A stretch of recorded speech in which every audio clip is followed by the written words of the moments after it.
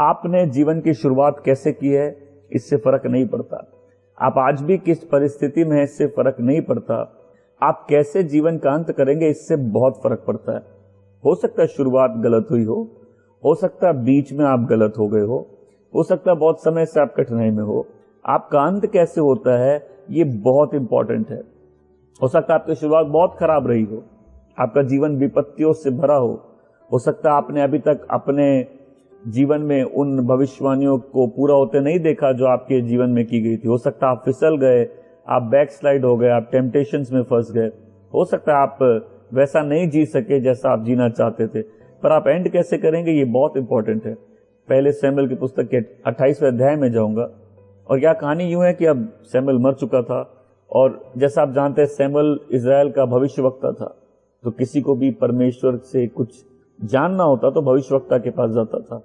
हम नए विधान में हैं, हमको भविष्यवक्ताओं के पास जाने की जरूरत नहीं।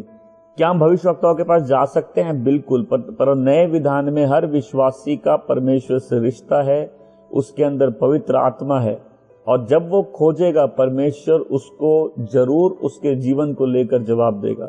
क्या हम प्रभु के दासों के पास नहीं जाए? बिल्कुल जाए। क्या हम भविष्यवक्ताओं के पास नहीं जाए? बिल्कुल जाए, लेकिन अपने रिलेशनशिप के कॉस्ट पे नहीं। अगर हमारा खुद परमेश्वर से रिश्ता नहीं है और हम भविष्यवक्ताओं के पीछे भागते हैं तो हम उसी कलीसिया के समान है। आजकल कलीसियाओं का यही हाल है पूरे दुनिया में और खासकर इंडिया में भी, पंजाब में और उत्तर के कई जगहों में, मे बी इवन साउथ में।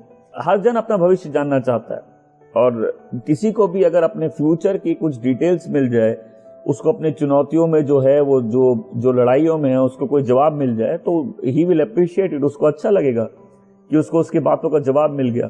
तो सॉल भी अब फिलिस्तीनियों के सामना कर रहा है और ये फिलिस्तीनियों की भारी सेना देखता है और सॉल अब घबरा जाता है, वो डर जाता है और उसका दिल कांपने लगता है, वो कांपने लगता है, वो घबरा जाता है, वो डरता है। और मैं यही आपको पहली बात बोलना चाहता हूं कि अगर आपके जीवन में कुछ चुनौतियां आपके सामने और आप देख के उसको बहुत भयभीत और डरे हुए हैं, सबसे पहले ये बहुत बड़ा चिन्ह है कि आप परमेश्वर से कहीं दूर हैं, क्योंकि उसका वचन कहता है कि परमेश्वर ने हमें भय का आत्मा नहीं दी है परंतु सामर्थ का एक अच्छे मन का आत्मा दिया है।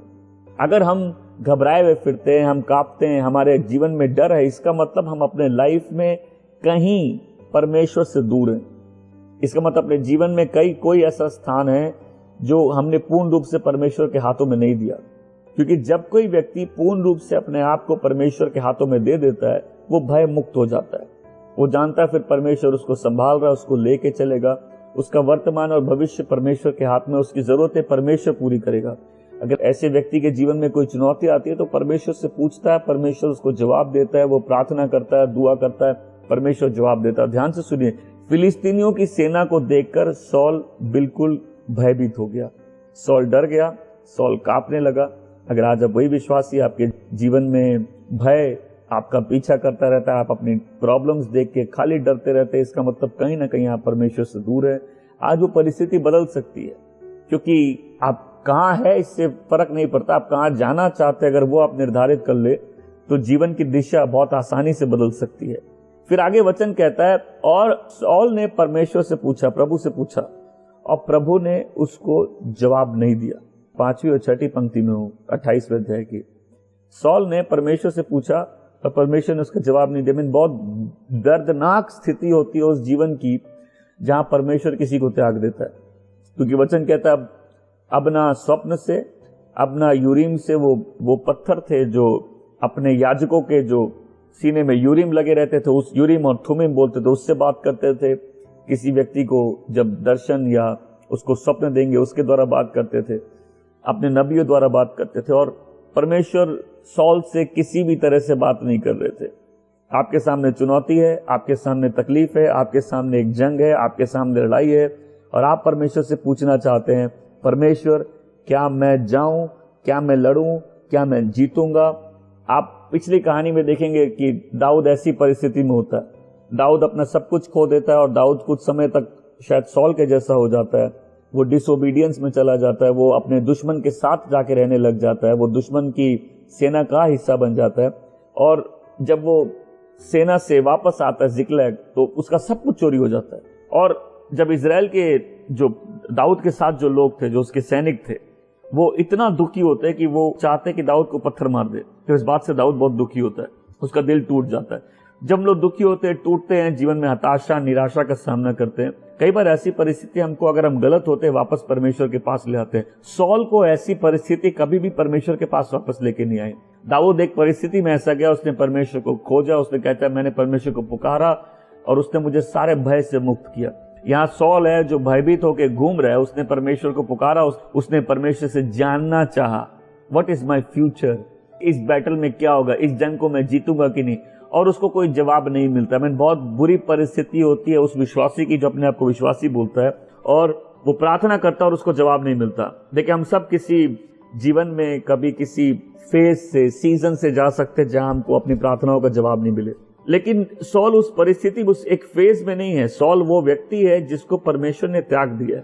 सॉल वो व्यक्ति है जिसको परमेश्वर ने अपने निर्बुद्धि मन में छोड़ दिया। कभी अगर किसी को परमेश्वर त्याग देता है तो उसका निर्बुद्धि मन अंधकार हो जाता है। वो आदमी फिर नीचे जाता है, वो ऊपर नहीं जाता है, उसके मन में अंधकार हो जाता है, उसके सेंसेस डल हो जाते हैं, उसके डिसीजंस खराब हो जाते हैं। जैसे हम लोग बोलते हैं विनाशकाली विपरीत बुद्धि। तो जब किसी व्यक्ति को परमेश्वर त्याग देता है, वो बिल्कुल विनाश की ओर जाता है। और बहुत से विश्वासी ऐसे चर्च में है जो बोलते हैं कि हम विश्वासी हैं। इसीलिए बहुत इंपॉर्टेंट है हम लोग का किसी व्यक्ति को बैठ के समझाना, भाई अगर कोई खुले आम परमेश्वर की आज्ञा का उल्लंघन करता है, ऐसे व्यक्ति को हम विश्वासी नहीं कह सकते। हो सकता है एक जमाने में आप विश्वासी होगे, हो सकता है एक जमाने में आप पश्चाताप किए होगे, आपने विश्वास किया होगा, लेकिन प्रभु यीशु में पश्चाताप और विश्वास का मतलब होता है कि आज भी मैं प्रतिदिन उसके साथ चलने के लिए तैयार हूं। एक विश्वासी लड़खड़ा सकता है, उसके जीवन में तकलीफें आ सकती हैं, लेकिन कभी भी किसी के जीवन में ये चिन्ह दिखे कि वो चर्च जाना चाहता है लेकिन वो प्रभु के पीछे चलना नहीं चाहता, वो प्रभु की आज्ञा का पालन नहीं करना चाहता, उसको हम लोग विश्वासी नहीं बोल सकते। आज चर्चेस में ऐसे लोग भरे पड़े हैं जिनका कोई इरादा नहीं है परमेश्वर के पीछे चलने का, लेकिन पास्टर्स की मजबूरी है उनको विश्वासी बोलने की, क्योंकि कईयों को भीड़ बढ़ानी है, कईयों को ज्यादा ऑफरिंग चाहिए, ज्यादा टाइट चाहिए। और मैं ऐसे कितने विश्वासियों को जानता हूं जिनके जीवन में विश्वास बोल के कोई चीज नहीं है, प्रभु के पीछे चलने का कोई इरादा नहीं है, जो खुले हम आज्ञा पालन में नहीं चल रहे, लेकिन हमारी मजबूरी हम उनको विश्वासी बोलेंगे। कलीसिया की शुरुआत से ऐसा कभी नहीं था। जितने लोगों ने अपना जीवन प्रभु को दिया उनमें एक बात थी कि वो सब प्रभु के बारे में जानना चाहते थे और प्रभु की आज्ञा पालन करना चाहते थे। पहली कलीसिया में कोई सोच नहीं सकता था कोई ऐसा व्यक्ति होगा जो खुलेआम परमेश्वर की आज्ञाओं का उल्लंघन कर रहा है और उसको हम विश्वासी कहेंगे। पिछली कहानी में दाऊद सब कुछ खो देता और वो परमेश्वर को खोजता है। बहुत फर्क है। इसने परमेश्वर से पूछा, उसने सिर्फ पूछा नहीं। एक आदमी जब टूट जाता है, अपने पापों का पश्चाताप करता है, फिर से परमेश्वर के पास मुड़ के आता है। इट्स नॉट जस्ट कि प्रभु सिर्फ मेरे को बता दीजिए कल क्या होगा, मेरे को बता दीजिए इस बैटल में मैं जीतूंगा, नहीं। ये ऐसा है कि जैसे आदमी वापस परमेश्वर के पास आता है, परमेश्वर के दिल को खोजता है, लॉर्ड आपके हार्ट में क्या है, और फिर परमेश्वर फिर उसकी अगुवाई करते हैं। देखिए मैं फिर से बताता हूं, सॉल का जीवन अब अंतिम चरण में आ गया। अब दाऊद के जीवन का सूर्य अब उदय होने का समय है। हम जानते हैं दाऊद सालों तक इस व्यक्ति से परेशान था जो जलन के मारे दाऊद को मारना चाहता था, और अब सॉल इस सेना के सामने है। सॉल घबराया हुआ है, सॉल परमेश्वर से पूछता है, उसको कोई जवाब नहीं मिलता। सॉल ने एक बात दाऊद को कही थी, जब आपको याद है वो कहानी, जब दाऊद के पास मौका था सॉल से बदला लेने का और वो बदला नहीं लेके सॉल को छोड़ देता है, तो सॉल बात बात में एक बात बोलता है कि वो कहता है कि तू मुझसे बेहतर है, लेकिन एक और बात बोलता है मैंने मूर्ख जैसे जिया, I have played the fool, मैं मूर्ख जैसे जी रहा हूं। कितने लोग हैं जिनके साथ परमेश्वर थे लेकिन वो ऐसे जिए जैसे परमेश्वर बोल के कोई है ही नहीं। कितने लोग थे जिन्होंने अच्छी शुरुआत की, कितने लोग थे जिन्होंने अपना जीवन प्रभु को दिया या प्रभु के करीब आए, आत्मा से भरे, प्रभु ने अपने वचनों से उनसे बात की, परमेश्वर ने उनके हाथों के कामों को आशीष दिया, लेकिन वो ऐसे जिए फिर जैसे परमेश्वर बोल के कुछ होता ही नहीं है। स्कूल ऑफ फेथ में एक हमारी क्लास होती है और उस क्लास में मैं एक्चुअल में कब्र बनाता हूं और मैं लोगों से पूछता हूं तुम क्या चाहते हो, अब तुम्हारी कब्र में क्या लिखा रहे? क्या तुम्हारी कब्र में लिखा रहे कि वो व्यक्ति जो परमेश्वर के दिल से जुड़ा है? क्या तुम्हारी कब्र में लिखा रहे विश्वास वाला व्यक्ति, परमेश्वर का दोस्त? क्या तुम चाहते हो? तुम कैसे अपना जीवन अंत करना चाहते हो? तुम कैसे चाहते हो कि तुमको लोग याद करें? तुम जैसे चाहते हो कि तुम अपना जीवन अंत करो, तुम वैसा जीना चालू करो, क्योंकि एक दिन अंत हो जाएगा, एक दिन जीवन खत्म हो जाएगा और तुम वैसे याद किए जाओगे जैसे तुमने जीवन जिया है। ये व्यक्ति अपने अंत के लिए शायद उन शब्दों को चुन लेता है। शमूएल के 26वें अध्याय की 21वीं पंक्ति कि मैं मूर्ख जैसे जिया हूं, मैंने मूर्खों की तरह हरकत की है। मैं चाहता हूं सोचिए, इसने अपने जीवन के अंत के लिए शायद वो पंक्ति बोल दी थी कि मैं मूर्ख जैसे जिया। एक व्यक्ति जो परमेश्वर को जानता था, जानकर भी ऐसे जिया जैसे परमेश्वर। एक व्यक्ति जिसको परमेश्वर ने अभिषेक किया, उठाया, लोगों को लीड करने के लिए खड़ा किया, जिसको ब्लेस किया, जो आत्मा से भरा, जिसने भविष्यवाणी की, वही व्यक्ति अपना पूरा जीवन मूर्खों की तरह बिता देता। मैं फिर से याद दिलाना चाहता हूं, 42 साल सॉल ने इजराइल पर राज किया, लेकिन 2 साल बाद ही परमेश्वर ने उसको रिजेक्ट कर दिया था। मतलब वो 40 साल बागीपन पे जीता है। क्या परमेश्वर किसी को पलटने का मौका नहीं देता? क्या परमेश्वर किसी को मुड़ने का मौका नहीं देता? क्या परमेश्वर पश्चाताप का मौका नहीं देता? कुछ लोग मुड़ना चाहते नहीं है, और बहुत खतरनाक होता है जब परमेश्वर किसी को उसके निर्बुद्धि मन पे छोड़ दे। जब कोई व्यक्ति मूर्ख की तरह जीता, वो क्या करता? जो प्रभु में लोग उनको मिले वो उनको त्याग देता है। मैंने कई लोगों को देखा ऐसी बैकसाइड की है, संगति छोड़ दी। पहले जो लोग पसंद थे अब वो खराब लगने लगते, उनकी बातें चुभने लगती है, उनको देख के गुस्सा आने लगता है। क्यों? क्योंकि आपके दिल में कोई कड़वाहट है, आपके दिल में किसी बात का गुस्सा है, और आप उससे डील करने की वजह आप अपने जीवन में गलतियां करना चालू करते हैं। जब एक आदमी मूर्ख बनना चालू करता है, क्या करता है? अपने जीवन से उन सारे लोगों को हटा देता है जिनको परमेश्वर ने उनके जीवन में भेजा। और देखिए, बहुत जल्दी फिर ऐसे लोगों के जीवन में वो सारे लोग आ जाते हैं जिनको शैतान उनके जीवन में भेजना चाहता है। गलत लोगों से बचने के लिए हमको सही लोगों के साथ रहना पड़ेगा, ऐसे लोगों के साथ रहना पड़ेगा जिनको परमेश्वर ने हमारे जीवन के लिए दी है। ऐसी संगति जो परमेश्वर के लोगों की संगति है। हाँ, ये पूर्ण लोगों की संगति नहीं है, लेकिन परमेश्वर निरंतर ऐसी संगति में हमको गर्म रखेंगे, विश्वास में हमारे दिल को नरम रखेंगे, हमसे बात करेंगे, हमको सही जाने का मौका देंगे। आमतौर पे जब लोग प्रभु से थोड़ा दूर होने लगते हैं, कठोरता आती है, तो वो दूसरे विश्वासियों को पाखंडी बोलने लगते हैं। अरे वो पाखंडी है, वो पाखंडी है। और कहीं करने में ऐसा वो अपना ही पाखंड छुपाते हैं कि वो अपनी इम्परफेक्शन से तंग आकर अब दूसरों की इम्परफेक्शन पे ध्यान देने लगे। जब एक व्यक्ति मूर्ख बन जाता है, वो वहां चला जाता है जहां उसको परमेश्वर भेजते नहीं है। वो लड़ाइयां लड़ने लगता है जिसको परमेश्वर ने लड़ने नहीं बोला। जब व्यक्ति मूर्ख की तरह जीता है, वो परमेश्वर की आज्ञा का पालन नहीं करता है। जब व्यक्ति मूर्ख की तरह जीता है, वो अपने आप को मना लेता है कि मैं सही हूं, लेकिन अपने अंदर वो जानता है, अपने दिल की गहराई में उसको इस बात का एहसास है कि वो गलत है। वो अपनी गलतियों को छुपाता है, बट धीरे धीरे क्या होता है, उसकी जलन, उसका गुस्सा, ये सारी चीजें उसको अपना दास बना लेती है। मैंने देखा विश्वासियों को जलन से भरकर जादू टोने तक गए, गुस्से से भरकर लड़ाइयां की हैं। वही लोग जो पहले परमेश्वर के करीब थे। आज अगर आप ये वचन सुन रहे हैं, आज मन में निर्धारित कर लीजिए मुझे अंत अच्छे से करना है। आप पहले कैसे जिए, आप अपना अतीत नहीं बदल सकते, लेकिन आप कैसे अंत करेंगे वो बदल सकते। आप कैसे शुरुआत किए थे वो आप नहीं बदल सकते। आप बीच में कहां फिसल गए आप उसको नहीं बदल सकते, लेकिन आप अंत कैसे करेंगे उसको बदल सकते हैं। उसकी शुरुआत आज वर्तमान से होती है। जब व्यक्ति मूर्ख की तरह जीता वहां चला जाएगा जहां परमेश्वर ने उसको भेजा नहीं, वो कर लेगा जो परमेश्वर ने उसको करने बोला नहीं है। फिर शरीर के फल जब उस पर हावी होने लगते हैं, देरी नहीं लगती, जब वो व्यभिचार में चला जाए, जादू टोने में चला जाए, नफरत से, गुस्से से भर जाए, बैर, द्वेष, झगड़ा, जितने सारे शरीर के फल है वो बहुत जल्दी उसको अपना दास बना लेते हैं। और वही व्यक्ति जो एक दिन आत्मा से भरा था। आजकल कई लोग, क्रिश्चियनिटी में भी फैशन है, लोग नबियों के पास जाते हैं।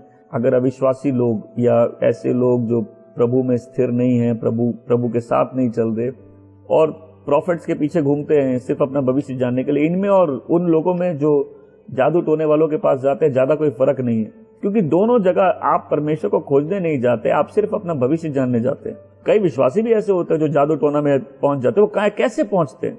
क्योंकि जब परमेश्वर उनसे बात करना बंद कर देता है, जब परमेश्वर उनकी अगुवाई करना बंद कर देता है, तब उनको सिर्फ अपना फ्यूचर जानना है, सिर्फ अपना भविष्य जानना है।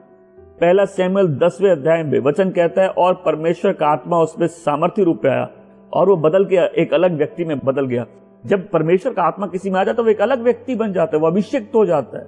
वो अभिषिक्त है लड़ाइयां लड़ने के लिए, परमेश्वर ने जो लड़ाई है उसको चुनी लड़ने के लिए। लेकिन ये व्यक्ति जो अभिषिक्त था, इसने परमेश्वर को नकार दिया और अब ऐसी जगह खड़ा है, एक ऐसी लड़ाई का सामना कर रहा है जिसको लड़ने के लिए उसके पास अभिषेक बचा नहीं है। आपके जीवन में जो भी परिस्थिति है, परमेश्वर का अभिषेक पर्याप्त है उस पर जय पाने के लिए। इसलिए अगर आप भय में जी रहे हैं, परमेश्वर आपसे बात नहीं करते, आपकी प्रार्थनाओं का जवाब नहीं मिल रहा और आप निरंतर भय और कांप कर अपने भविष्य को लेकर चिंतित है, इसका मतलब आप परमेश्वर से दूर हैं। पिछले ही कहानी में उन्होंने देखा दाऊद ने परमेश्वर से पूछा, परमेश्वर ने उसका जवाब दिया। और यहां सॉल परमेश्वर से पूछता है परंतु उसको कोई जवाब नहीं मिलता। गॉड हैज गिवन अप, परमेश्वर ने छोड़ दिया, परमेश्वर ने आशा छोड़ दी कि ऐसा व्यक्ति कभी भी पलटेगा। वचन कहता है एक धर्मी जब अपने कष्टों में, अपने तकलीफों में परमेश्वर को पुकारता है, परमेश्वर को जवाब देता है। एक दुष्ट भी अगर अपने पापों से मुड़कर परमेश्वर को पुकारता है, परमेश्वर उसकी सुनता है। लेकिन कोई व्यक्ति बोले मैं अपनी वर्तमान स्थिति में, मैं जो गलत कर रहा हूं, मैं जो दुष्टता में, मैं जो आज्ञा पालन में नहीं जी रहा, मैं उसको नहीं बदल के मुझे सिर्फ मेरा फ्यूचर जानना है। प्लीज, चर्च में ऐसे बहुत से लोग भरे पड़े हैं, दे आर ओनली इंटरेस्टेड कि उनका फ्यूचर ब्राइट हो, और कोई भी फ्यूचर ब्राइट नहीं अगर वो प्रभु यीशु के बाहर है। तो पहला शमूएल 15 में इसलिए वचन कहता है कि क्योंकि तूने परमेश्वर के वचन को नकार दिया, इसलिए परमेश्वर ने भी तुझे नकार दिया इजराइल का राजा होने से। आज एक विश्वासी बनने का मतलब है कि बस प्रभु यीशु को ग्रहण कर लो, और अगर तुम कोई चाहत भी नहीं दिखाओ कि तुम विश्वासी हो, तो भी तुम एक भारी भीड़ का हिस्सा हो जो चर्च जाते हैं। कोई भी आज के समय जो सिर्फ इस बात का दावा करे कि मैं भी प्रभु पे विश्वास करता हूं और प्रभु यीशु को लेकर थोड़ा भावुक हो जाए, हम उसको विश्वासी की तरह गिन लेते हैं। आप भी ऐसे हो सकते हैं जिसने जब शुरुआत की थी जेन्युइनली रिपेंट किया था, सही रूप से रिपेंट किया था, प्रभु यीशु की मृत्यु पर, उसके पुनरुत्थान पर विश्वास किया, पर आपके अतीत में वो चुनाव आपको मुक्त नहीं कर देता आपके वर्तमान में प्रभु के वचनों के अनुसार जीने से। कई लोग सुनते हैं हम तो विश्वासी थे क्योंकि हम तो चर्च जाते थे, हम चर्च जाने से लोग विश्वासी नहीं बनते। इसलिए कई लोगों को हाथ जोड़ के बोलना पड़ता है कई बार, प्लीज आप चर्च मत आइए। कई लोगों को बैठा के समझाना पड़ता है। देखिए पास्टर्स आजकल ऐसा नहीं करते, उनकी क्या मजबूरी मैं नहीं जानता, परंतु कई लोग, ऐसे लोग जो खुले आम पे पाप में जी रहे, उनको बैठा के बोलना पड़ेगा आप इस कलीसिया का हिस्सा नहीं रह सकते। इसलिए नहीं कि यहाँ सब पूर्ण लोग हैं, इसलिए कि हम सब एक बात पर एग्री करते हैं कि यीशु ही प्रभु है, और प्रभु होने का मतलब उसका जीवन में प्रभुत्व है, हम उसके पीछे चलने के लिए तैयार हैं। इसलिए कोई व्यक्ति यदि निरंतर ढीठ होकर आज्ञा नहीं माने और परमेश्वर के विरुद्ध भागी होकर जिए, ऐसा व्यक्ति कोई अपेक्षा नहीं कर सकता कि परमेश्वर उसकी प्रार्थनाओं को सुनेंगे। वचन कहता है कि परमेश्वर की आंखें धर्मी पर है, उसके कान खुले हैं उनकी पुकार सुनने के लिए, पर परमेश्वर का चेहरा उनके विरुद्ध है जो पाप करते हैं, जो दुष्टता करते हैं, और वो उनकी याद भी पृथ्वी से हटा देगा। भजन संहिता 34, 15 और 16 मैंने पढ़ा। यूहन्ना 9:31 में वचन कहता है कि अगर कोई परमेश्वर का आराधक है और उसकी इच्छा पूरी करता है, परमेश्वर उसकी सुनेगा। परमेश्वर आपकी क्यों नहीं सुनेंगे? आप आके बोल सकते हैं मैं प्रार्थना करता हूं, परमेश्वर मेरी सुनता है, क्योंकि कोई भी अगर सच्चे मन से परमेश्वर को पुकारता है, उसको खोजता है, परमेश्वर उसकी सुनता है। परमेश्वर एक ही जन के नहीं सुनता जिसने खुद परमेश्वर को त्याग दिया, और ऐसे जन को परमेश्वर भी त्याग देता है। इससे फर्क नहीं पड़ता आप चर्च में है या नहीं है, सवाल है क्या आप पुकारते हैं और वो सुनता है, क्या आपका उसका रिश्ता है, क्या आप उसके आज्ञा पालन में चल रहे हैं। और इसलिए फर्क है ना कि अगर हम सिर्फ भविष्यवाणी खोज रहे हैं कि हम परमेश्वर का चेहरा खोज रहे हैं।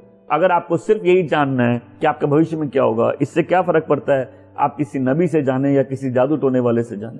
आपको परमेश्वर से तो लेना देना नहीं है, मुझे अपना भविष्य जानना है। इसलिए आजकल प्रॉफिट्स लोगों की बहुत डिमांड है, और देखिए कलीसिया में लोग ऐसे भरे पड़े हैं जो बहुत एक्साइटेड हो जाते हैं मिरेकल से, चिन्ह से, चमत्कार से, भविष्यवाणियों से। लेकिन आप ध्यान से देखेंगे ऐसे लोग का कई बार कोई इरादा नहीं प्रभु यीशु के पीछे चलने। हाँ, ये भावुक है प्रभु के नाम को लेके। तो सॉल यहाँ एक सेना के सामने खड़ा है, सॉल भयभीत है, सॉल परमेश्वर को खोजता है, परमेश्वर जवाब नहीं देते, और अब सॉल एक जादू टोना करने वाली के पास जाता है। अब 28वें अध्याय की तीसरी पंक्ति कहती है कि सॉल ने सारे जादू टोने करने वालों को उस इजराइल से बाहर निकाल दिया था।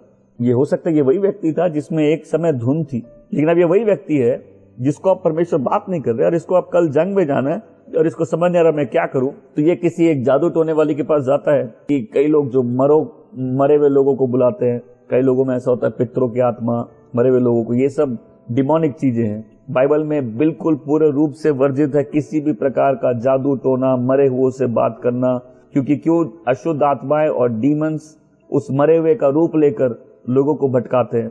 परमेश्वर ने ऐसी चीजें बिल्कुल वर्जित की। ये वही व्यक्ति है जिसने इन सारे जादू टोने वालों को उस राज्य से निकाला, और अब ये वही रात को अपना भेष बदल के छुप के जाता है और जादू टोने वाले को बोलता है कि मुझे सैमुअल से मिलना है। अब आपको मालूम है सैमुअल मर चुका था, और अचानक से वहां सैमुअल की आत्मा आ जाती है। अब देखिए यहाँ कई विवाद है कि वो सही में सैमुअल की आत्मा होती है कि कोई डीमन है, और इस बारे में ये वचन क्लियर नहीं है कि वो सैमुअल की आत्मा है कि वो डीमन है। पर एक बात क्लियर है कि परमेश्वर ने जिन चीजों को वर्जित किया, परमेश्वर उन चीजों से लोगों से बात नहीं करेंगे। तो मैं नहीं मानता कि ये सैमुअल की आत्मा थी, परंतु जब एक आदमी अपने आप को इन चीजों के लिए खोल देता है, वो अपने जीवन में न्याय लेके आता है। मैं इसके बाद पहला इतिहास से एक पंक्ति पढ़ूंगा और उसमें लिखा है कि इसके मरने का कारण यही है कि ये जादू टोने वाले के पास गया। मतलब इसने शुरुआत किया बागीपन से, लेकिन जब कोई व्यक्ति अपनी इच्छा के ऊपर परमेश्वर की इच्छा को रखता है, जब वो बोलता है नहीं हम करेंगे वही जो हम चाहते हैं। एक व्यक्ति प्रलोभन में, वो एक अलग बात होती है। प्रलोभन में हम टेम्प्ट हो रहे हैं, हम गिर रहे हैं, लेकिन दिल से हम नहीं चाहते ऐसा करना, हम लड़ते हैं, हम उस पर जय पा जाते हैं। कई व्यक्ति एक दिन में पाते हैं, कोई एक महीने में, कोई एक साल में। लेकिन कुछ लोग होते हैं जिनके मन में पाप आ जाता है और वो खुलेआम अंदर सत्य जानते हुए भी वो अपनी इच्छा से वो जो चाहते हैं वो करना। तो ऐसा व्यक्ति खुलेआम पे ऐलान कर देता है परमेश्वर को कि देखो मैं तुम्हारा दुश्मन हूं, मैं बागी हूं, मैं तुम्हारा नाम लूंगा लेकिन मैं तुम्हारी बात कभी नहीं मानूंगा, मैं करूंगा वही जो मैं चाहता हूं। तो आपको मालूम है परमेश्वर ने सॉल को इजराइल का राजा बनाया था, लेकिन अब सॉल वही करेगा जो वो चाहता है और परमेश्वर ने उसको त्याग दिया। अब वो जादू टोने वाले के पास है, वो बोलता है कि सैमुअल की आत्मा बुलाओ, और जादू टोने वाला बोलता है कि सैमुअल की आत्मा आ गई। अब वो आत्मा उसको बोलते कि तुमको परमेश्वर ने पहले त्याग दिया, कल तुम जंग में जाओगे और तुम और तुम्हारे बच्चे मर जाएंगे और इजराइल वो जंग हार जाएगा। अब सैमुअल ये बात सुनता है और सीधा धरती में जैसे पेड़ गिरता है वैसे गिर जाता है, क्योंकि उसने सवेरे से पूरे दिन पूरे रात कुछ खाया नहीं, अब उसमें कोई शक्ति बचती नहीं है। ये बात सुन के उसके ऊपर जो भय आता है वो बिल्कुल गिर जाता है। दाऊद ने सब कुछ खोया और परमेश्वर को खोजा, उसने सब कुछ पा लिया। यह व्यक्ति परमेश्वर को खोजता है, परमेश्वर उसको जवाब नहीं देते, पूछता है, ये खोजता भी नहीं है, और ये जादू टोने वाले के पास जाता है, इसका न्याय ये सुनता है, ये फिर जंग में जाता है और वहां मर जाता है। पहला इतिहास 10वें अध्याय पद संख्या 13 और 14 में वचन कहता है, और सॉल की मृत्यु हुई उसके पापों के कारण जो उसने परमेश्वर के विरुद्ध किए थे, परमेश्वर के वचन के विरुद्ध रहने के कारण जिसको उसने पालन नहीं किया, और उन जादू टोने वालों के पास जाकर उनसे पूछने के कारण, क्योंकि उसने परमेश्वर से नहीं पूछा इसीलिए परमेश्वर ने उसे मार दिया और जो राज्य है वो दाऊद के हाथों में दे दिया जो जैसी का पुत्र था। यहाँ पहले इतिहास में वचन कहता है कि उसने परमेश्वर से नहीं पूछा। अगर आप इंग्लिश बाइबल निकालेंगे एक ही है, इंक्वायर, दोनों जगह इंक्वायरी का वर्ड है, इंक्वायर। हमने अभी सैमुअल में पढ़ा कि साउल ने परमेश्वर से पूछा, उसने जवाब नहीं दिया। यहाँ लिखा उसने परमेश्वर से नहीं पूछा। इन दोनों बातों में फर्क है, दोनों वचनों में फर्क है। वहां लिखा उसने परमेश्वर से पूछा, लेकिन यहाँ लिखा वो परमेश्वर को खोजा नहीं। आप दूर हैं, हो सकता है आप परमेश्वर से बहुत दूर है, और सवाल नहीं कि आप कितना दूर है, सवाल है कि आप खोज रहे हो उसको। एक समय दाऊद भी परमेश्वर से शायद दूर चला गया। वो 16 महीने फिलिस्तीन में रहता, उसने कोई वहां भजन नहीं लिखे, कुछ नहीं किया। सुनिए, आज मैं आशा करता हूं आप ध्यान से सुन रहे हैं। यहां भी कुछ लोग बैक स्लाइड है। आपको मालूम है प्रभु कहते हैं बैप्टिज्म लो, आप नहीं लेना चाहते क्योंकि आपको अपना जीवन ज्यादा प्यारा है। आपको मालूम है प्रभु के पीछे चलना है। आप में से कुछ लोग आप दोहरा जीवन जी रहे, नहीं प्रभु के पीछे चल रहे। सुनिए इस वचन को, दाऊद गलत था, दाऊद ने परमेश्वर को खोजा। सॉल गलत था, सॉल ने परमेश्वर को नहीं खोजा। उसको सिर्फ अपना फ्यूचर जानना था। और यही चर्च में जो आज ये विचक्राफ्ट हो रहा है, जहां हम लोगों को भविष्यवाणी के रूप में बागी लोगों को सिर्फ उनका भविष्य बता के, उनको एक्साइटेड करके, उनको चिन्ह चमत्कार दिखा के उनको कलीसिया में बांध के रखे हैं। मैं बोलता ऐसे पास्टरों का भी अंत बहुत बुरा है, क्योंकि हम जब किसी को वचन सुनाते हैं, हम जब सेवा करते हैं, अगर हम गलत शिक्षा देते हो तो उन लोगों का लहू भी हमारे ऊपर होता है। हम रिस्पॉन्सिबल उनकी लाइफ के लिए। इसी अगर आप एक व्यक्ति को सत्य बताते हैं, अगर आप एक बैकस्लाइड व्यक्ति को बताते हैं कि तुम बैकस्लाइड हो, अगर आप एक ऐसे विश्वासी को बताते हैं जो आज्ञा पालन में नहीं जी रहा, आप उसको बोलते हो तुम विश्वासी नहीं हो, आप उसकी मदद कर रहे हैं। क्योंकि अगर वो कलीसिया में रह के दोहरा जीवन जी रहा है, उसके पास कभी मौका नहीं है। अगर कलीसिया में उसको बोला जा रहा है कि तुम विश्वासी हो, लेकिन वो दूर जाएगा। वचन क्या कहता है कुरिन्थियों की पत्री में कि जब कुरिन्थी में कुछ लोग विश्वास, मतलब कुछ लोग बागीपन में जीते हैं, उसको कलीसिया शैतान को दे देती है। क्यों? ताकि शैतान ऐसे व्यक्ति को कष्ट पहुंचाए और कहीं ना कहीं ऐसे व्यक्ति के पास पश्चाताप करने का मौका हो। ऐसे व्यक्तियों को जो पहले पास्टर की नहीं सुने, फिर कुछ लोगों की नहीं सुने, फिर पूरी कलीसिया की नहीं सुने, ऐसे लोगों को शैतान के हाथों में दे देना चाहिए ताकि इनके जीवन में कहीं मौका रहे कि ये पश्चाताप कर सकते हैं। आइए हम पहला सैमुएल 31वें अध्याय में जाएंगे। एक पहली, चौथी, छठी पंक्ति में पढ़ूंगा। अब फिलिस्तीनियों ने जो इजराइल के विरुद्ध लड़ रहे थे, अब इजराइल की सेना, इजराइल के लोग फिलिस्तीनियों के सामने से भाग जाते और बहुत से मर जाते हैं। इसके बाद फिलिस्तीन सॉल के तीनों बेटों को मार देते हैं, जोनाथन, अबीनादब और शुआ। सोच के देखिए, उसके बेटे शायद जंग में उसके सामने मरते हैं। अब ये जो जंग थी ये पूरी सॉल के विरुद्ध हो गई और एक तीर कमान वाले ने सॉल को मार के घायल कर दिया। तो सॉल सॉल का जो शस्त्र उठाता है उसके पास जाता है और बोलता है कि अपने तलवार से मुझे मार दो, मैं इन खतना रहित लोगों के हाथों में आकर मजाक नहीं बनना चाहता। लेकिन उसका जो शस्त्र उठाने वाला होता है वो बहुत डरा हुआ होता है और वो ऐसा नहीं करता। इसलिए सॉल क्या करता है, तलवार रखता है और तलवार के ऊपर गिर जाता है और मर जाता है। तो अब यहाँ देखिए जंग में क्या हो रहा है। यहाँ चारों ओर इजराइल की सेना हार रही है, लोग मर रहे हैं, उसके तीनों बेटे उसके सामने मर जाते हैं। मतलब आप समझ सकते हैं वो दृश्य कितना भयभीत करने वाला होगा।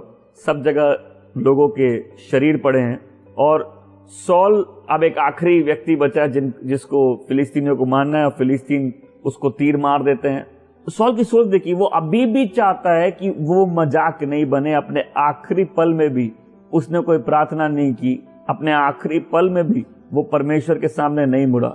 उसके तीनों बेटे मर गए। अब वो अपने शस्त्र उठाने वाले को बोलता है मुझे मार दो, वो नहीं मारता और इस बात का भय कि अब मेरा मजाक बनेगा, वो मुझे बुरी तरह मारेंगे या मेरे शरीर के साथ खिलवाड़ करेंगे, इसलिए वो अपने आप को मार देता है।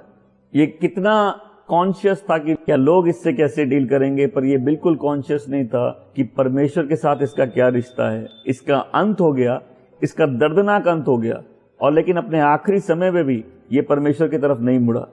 मैं आपसे बोलना चाहता हूं, आपका और मेरा जीवन ऐसा नहीं होना चाहिए। परमेश्वर सबको मौका देते। यहाँ कोई शब्द नहीं है कि उसने प्रार्थना की, वो सिर्फ उस तलवार पर गिरा और वो मर गया। जब इजराइल के लोगों ने ये देखा वो भयभीत हो गए और वो अपने शहर छोड़कर भाग गए और फिलिस्तीनी लोग उनमें आके रहने लगे। अगले दिन फिलिस्तीनी लोग आते हैं और सॉल और उसके बेटों की लाश देखते हैं और उनका सिर काटकर पूरे फिलिस्तीन में उनके जो सिर होते हैं उनको घुमाते हैं और फिर उनके सिरों को एक जगह लटका दिया जाता है। ये वही व्यक्ति है जो परमेश्वर के आनंद को जानता था। ये वही व्यक्ति है जो चुना हुआ था। इसका ये अंत हुआ, ये अंत होना भी नहीं था, ये अंत अवॉइड किया जा सकता। और मेरा यही सवाल है, क्यों कई बार लोग किसी परिस्थिति को, किसी बागीपन को, किसी पाप को अंत तक लेके जाना चाहते। उसके जो अस्त्र शस्त्र थे उसको उन्होंने अपने मंदिर में रख दिया, अपने देवी देवताओं के सामने, और उनके शरीरों को बैतशान बोल के एक जगह में लटका दिया। ये अंत सॉल ने खुद चुना। एक एक दिन करके, एक एक आज्ञा नहीं मानकर, इंच बाय इंच, धीरे धीरे वो इस अंत की तरफ बढ़ रहा था। उसने अपना रास्ता भी खुद चुना, उसने अपना अंत भी खुद चुना, वो अंत जो शायद टाला जा सकता था। यही होता है जब हम आज्ञा पालन में नहीं जीते, अपनी गवाही को खराब कर देते हैं, ऐसा जीवन जीते हैं जिसको हमको जीने परमेश्वर ने नहीं बुलाया। जब हम हर परिस्थिति से आसान रास्ता चुनते हैं आगे बाहर निकलने का, उसका अंत बहुत खराब होता है। उसने ऐसे जीवन को चुना। मैं फिर से याद दिलाना चाहता हूँ, 42 साल ये राजा था, पर 40 साल पहले ही इसको परमेश्वर ने नकार दिया और ये 40 साल तक बुढ़ा नहीं। इसकी लाश जहाँ लटकाई गई थी, ये जगह ज्यादा दूर नहीं थी उस जगह से जहाँ इसका अभिषेक करके शुरुआत की गई इसके राजा होने की। ये अपने पूरे 40-42 साल में इजराइल के जो टेरिटरी होती है, जो उसका राज्य होता है, उसको ज्यादा बढ़ा नहीं पाता। ऐसी होती है लाइफ उस व्यक्ति की जो परमेश्वर के इच्छा अनुसार नहीं जीता। क्योंकि जब अंत आता है, और वो सबका आता है, और वो अंत ही बताएगा कि व्यक्ति ने कैसे जीवन जिया। आज एक का सूर्य अस्त हो गया और दूसरे का सूर्य उदय हो गया। वो व्यक्ति जो परमेश्वर के दिल से जुड़ा था, सॉल ने ऐसा जीवन जिया जो परमेश्वर की इच्छा के अनुसार नहीं जिया गया, जहां मौके खोए गए। कई लोग मौके खो देते। आज भी मौका है। वचन कहते हैं यदि आज तुम मेरी आवाज सुनते हो तो अपने दिल को कठोर मत करो। वो मौका कल नहीं आएगा। कल हम हो सकता है खोजे, वो मिले नहीं। कई लोग अपने बागीपन में इतना दूर चले जाते हैं कि वो एक ऐसे पॉइंट पे आते हैं उनके लिए टर्न बैक करना इम्पॉसिबल हो जाता है, उनका अंत खराब होता है। और हम अब दाऊद की कहानी देखेंगे। दाऊद भी सालों से तकलीफों से जा रहा था। दाऊद करीब 12 साल की उम्र में अभिषेक हुआ था उसका। 17 साल की करीब उम्र थी जब उसने गुलायत को मारा था। करीब 27 साल की उम्र थी जब वो सॉल की सेना में कमांडर था। 33 साल की उम्र में वो यहूदा का राजा बनता है। करीब 40 की उम्र में वो पूरे इजराइल का राजा बनता है। वो इजराइल पर 40 साल राज करता है, 7 साल यहूदा में और 33 साल इजराइल पर। इसको भी एक वादा मिला था, इसको अभिषेक किया गया था, बोले तुम राजा बनोगे। ये 12 साल की उम्र में था। जब तक ये राजा बना इसने दशकों बिता दिए। हो सकता है आप भी अपने प्रॉमिस का वेट कर रहे हैं, आपका प्रॉमिस आया नहीं। बट हम लोग दाऊद की लाइफ से सीख सकते हैं, परमेश्वर जो कहता है वो करता है। परमेश्वर ने आपका अभिषेक किया है जीवन में जय पाने के लिए। अगर आज आप इस वचन को सुन रहे, याद रखिए, एक धर्मी बहुत तकलीफों से जाता है लेकिन अंत में उसको जय मिलती है। आज हम लोग अंत की कहानी में, और अंत, एक व्यक्ति का अंत कैसा है, उसका अंत दर्दनाक है। एक व्यक्ति मौकों को खो देता है, एक व्यक्ति परमेश्वर को नकार देता है, एक व्यक्ति ढीठ और बागीपन में जीता है, और एक व्यक्ति उस स्थान पर आ जाता है जहां वो मुड़ने के लायक भी नहीं रहा और उसने अपने हाथों से अपने और अपने परिवार का नाश कर दिया। देखिए, उसका परिवार का भी नाश होता है, क्योंकि जब हम आशीषित होते हैं, हमारे साथ के लोग आशीषित होते हैं। जब हम गलत रास्ते जाते हैं, हमारा परिवार भी उसका मूल्य भोगता है। राज्य उसके हाथ से छीन लिया गया, एक राज्य का अंत हो गया। सॉल और उसके घराने के जो राजा थे उनका अंत हो गया और एक नए घराने का उदय होता है, वह है दाऊद का घराना। A man after God's own heart. आज अब इस वचन को सुन रहे, याद रखिए, शुरुआत से बहुत इंपॉर्टेंट है अंत। कई लोग अच्छा शुरुआत नहीं करते लेकिन अच्छा अंत करते हैं। कई लोग अच्छी शुरुआत कर देते हैं लेकिन अंत अच्छा नहीं करते। अगर आप आज परमेश्वर के वादों का इंतजार कर रहे हैं, आप अपनी लाइफ में स्ट्रगल से जा रहे हैं, याद रखिए, एंड में विक्ट्री आपकी होगी, परमेश्वर आपको जय देंगे। और अगर आप आज परमेश्वर से दूर है, याद रखिए, आपके पास मौका है, आप मुड़ सकते हैं। जीवन अंत के बारे में, हम अंत उसको कैसे करना चाहते हैं? आपसे सवाल, आप अपना जीवन कैसे अंत करना चाहते हैं?